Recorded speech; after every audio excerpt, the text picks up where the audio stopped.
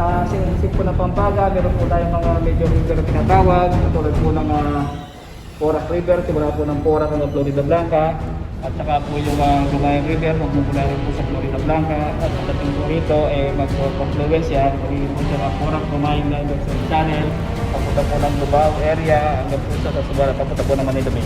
Yung tinatawag po natin ng prepositioning of equipment and personnel, inahanda na po natin yon. Meaning to say po, yung ating mga equipment, mga engineers, mga manpower ay naka-ready po yun any eventuality.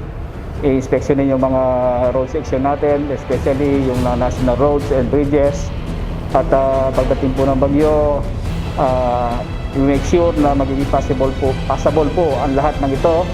At tulad nung kung mayroon mga distraction, may mga fallen trees or any utilities, agad po natin itong tinutugunan.